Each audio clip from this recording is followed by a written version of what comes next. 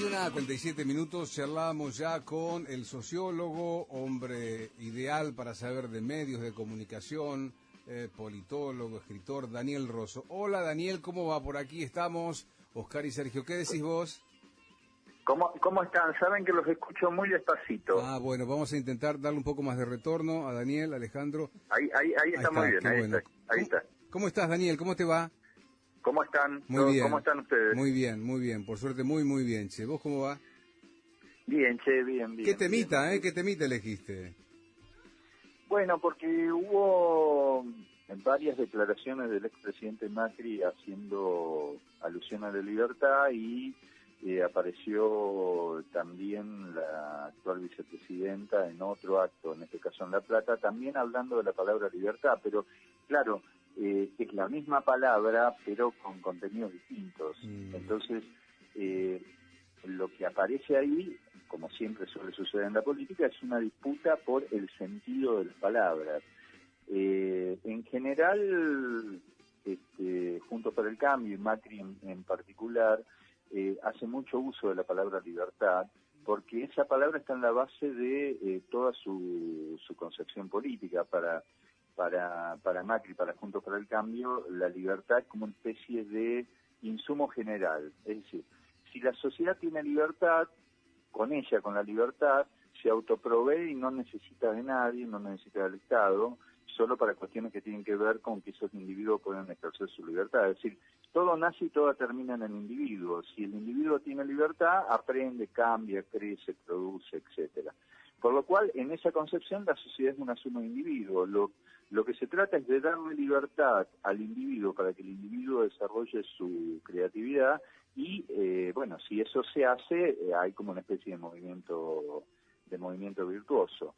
En esa idea, hay como una especie de libertad hacia sí mismo que el individuo ejerce en el estricto territorio de su individualidad. O sea, los portadores de esa libertad dicen, toda la libertad es para mí. Por lo cual el concepto de libertad está como anexado por el concepto de propiedad. La libertad es mía, la libertad es un producto del individuo.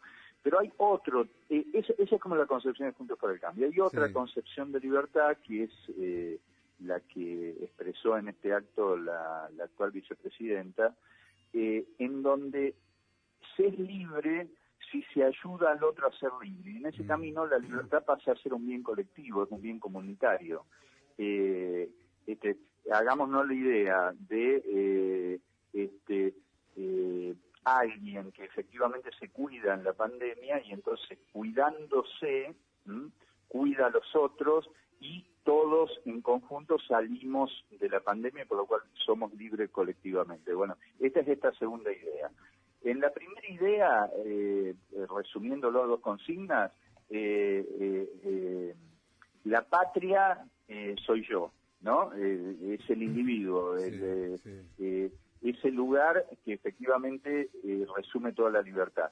Y en el otro, la patria es del otro, como bien dice el planteo de la vicepresidenta. Es decir, en un sentido la libertad es plenamente individual, en otro sentido la libertad tiene que ver con el otro y en conjunto se crea una especie de libertad colectiva. Bueno, lo que se va a ver ahora en el próximo periodo electoral, entre otras cosas, es una disputa por cuál sentido de la palabra libertad se impone, si es la libertad individual o es esta otra versión que es la libertad colectiva. Ahora, Daniel, allí van a empezar a empujar las concepciones de una libertad y de otra los distintos medios. Sí.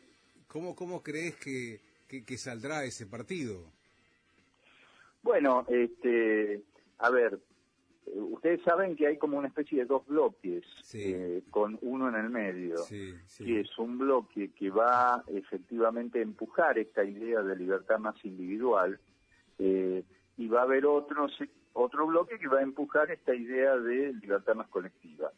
En el tema de la pandemia, hay muchas condiciones para pensar la libertad colectiva, básicamente porque no se sale solo. Si en la pandemia efectivamente no hay una vacunación de la mayoría y no hay un cuidado de la mayoría, nadie individualmente puede ser libre, por lo cual ahí me parece que va a haber más condiciones para la instalación de la libertad colectiva. Ahora, efectivamente, la otra idea, la libertad individual, tiene un aparato de comunicación muy, muy importante. Es la idea del emprendedor, es la idea de que, a ver, yo lo puedo resumir en una idea gráfica. En la idea de la libertad colectiva es el ejército de los Andes cruzando los Andes. Sí, si esa idea la trasladas a la idea de libertad individual, es un emprendedor brillante que genera una idea para resolver ese tema sin necesidad del cruce colectivo. Hace un rato en preproducción con Sergio hablábamos de esto, ¿no? Cómo cada uno va interpretando lo que se le ocurre. Digo, alguien dice, no, esta es una gripecilla, yo no me voy a vacunar, pero me voy a vacunar afuera. Pero después el presidente dice, somos descendientes de afroamericanos, totalmente, o descendemos del barco y le pegan como diciéndole está gaga. Digo, ¿cómo ese contrapeso? Digo, qué difícil que se hace, Daniel. Bueno, digamos, de algún modo la lucha democrática es una lucha por el sentido de las palabras y por el sentido de las frases.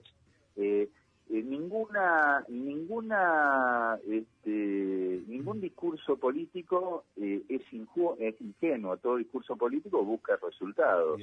Entonces, en ese sentido, hay un sector que intenta vaciar la figura presidencial y tener un presidente débil, tal como fue de la Rúa en algún momento, y hay otros sectores que